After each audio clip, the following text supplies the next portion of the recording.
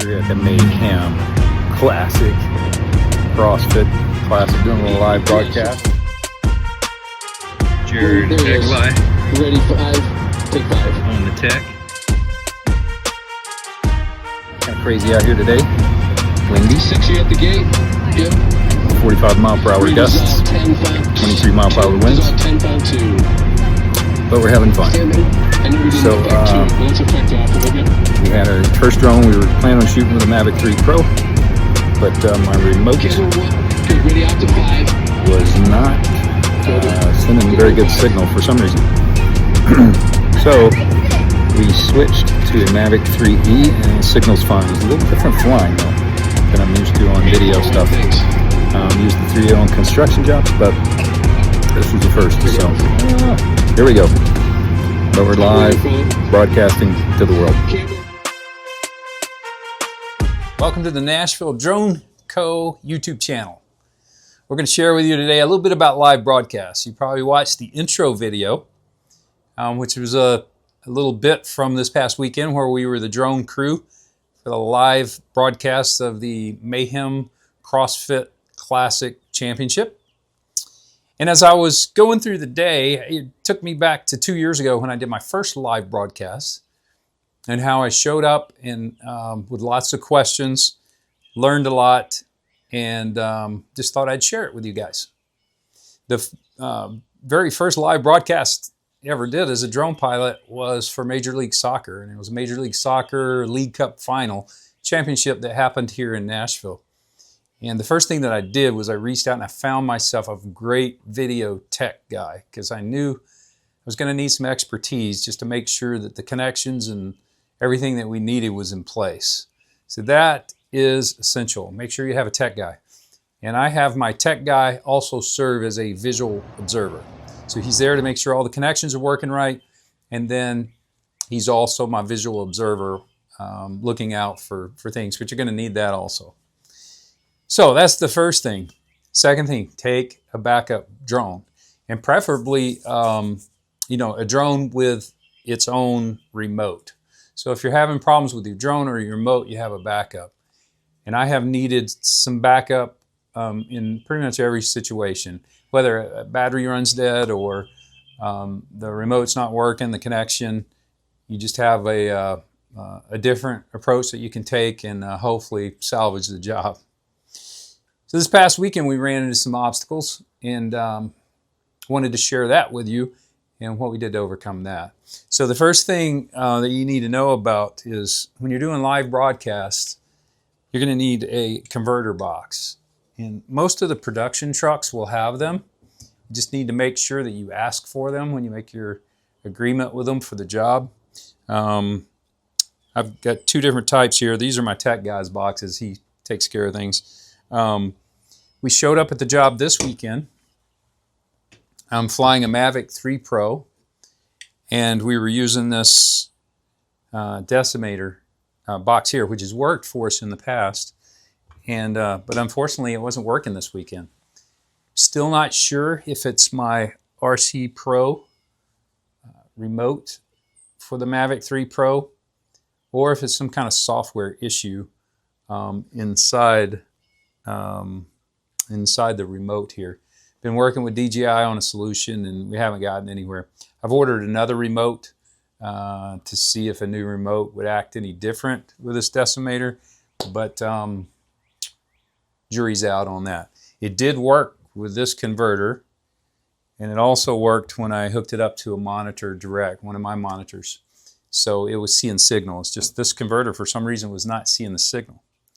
Now, the reason you need these converters is your signal, your HDMI signal coming out of your remote, and on the RC Pro remote, it's a mini HDMI, so you need a cable, a mini HDMI cable to regular HDMI. The regular HDMI plugs into your converter box in, and then there are SDI outs that go to the production truck. And what this box does is it takes your 1080p signal that's coming out of the Mavic 3 Pro and converting it into a whatever signal they need. Most of the live broadcasts I've been on, they've been looking for a 1080i signal. So it converts it in here and then sends it out the way that they need it. So it shows up on their gear, and they get the picture that you're seeing when you're flying your drone around. So it wasn't working this weekend. Fortunately, I had my Mavic 3 Enterprise with me also. I took that as a backup drone, and that one worked perfectly. You plug that in, it worked fine. The only problem was I don't fly the 3 Enterprise often for filming video and photos. I normally use that for mapping, construction type stuff. So I prefer the 3 Pro for flying, but the 3 Enterprise was our clutch drone, and it actually saved the day. So I plan on flying it a lot more for video and stuff, just so it's not so, it doesn't feel so foreign when I switch drones. But I would make sure that you do have a backup drone, because pretty much every job that we've went on, there's been some issue here or there. You know, our tech guy was able to overcome the obstacles and figure out the issues, but it sure feels good to have backup solutions. You're going to need a bunch of batteries too. I mean, I've got 7 batteries, and it's the same battery between the Mavic 3 Pro and the Mavic 3 Enterprise. But you're going to need a lot of batteries, and you also are going to need to keep those batteries cool. Most of the live broadcast jobs I've done have been in direct sunlight, hot sun. We have a tent, but I've taken a cooler, so when the batteries come off the drone, stick them in the cooler for a few minutes before we put them on the charger, because they will not work on a charger when they're hot and when they've been in the heat. So that's another thing to know when you're doing the live broadcast stuff. But the biggest thing is just making sure you have a tech guy, making sure you have a backup drone, and making sure you have plenty of batteries. Because most of these live broadcast jobs, you fly around for a while for rehearsals, for testing your drone out, and then once you get into the live broadcast show, they're going to usually last anywhere from 4 to 6 to 8 hours. So you need to have plenty of batteries, and you're probably going to have to do lots of charging during the process also. I'd also recommend having some speed chargers with you too, because the chargers that just come with the DJI drones, you can charge one at a time. They're super slow, but I would make sure you have some superchargers ready to go also. If you don't have one, maybe look into renting one, because you're going to need it for the live broadcasts. Anyway, those are some tips on live broadcasts. If you get the opportunity to do one of those jobs, I hope this helps you in some way. If you have any questions, feel free to put them in the chat, the chat. Put them in the comments, and I'll answer what I can.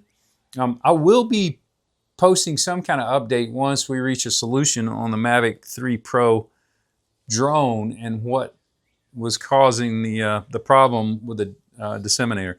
But like I said, the signal did work with the other converter, and it also worked plugging it into a monitor. So just not sure what that is right now. Anyway, thanks for tuning in, and I hope you have fun out there flying live broadcasts. Hey, popping back in here for a quick second to let you guys know we did receive the new RC Pro controller. Hooked it up to HDMI out through the disseminator, and everything worked perfectly fine. So obviously there's something wrong with our old RC Pro controller. Talked to DJI, and we're going to send it back to them, see if they can fix it. Anyway, thanks for tuning in. If you haven't subscribed to our channel, please subscribe, because we'll be sharing other information with answers to things that we were unable to find on the web anywhere. Helpful information that'll help you hopefully on your drone journey. Anyway, thanks a lot, and we'll see you soon.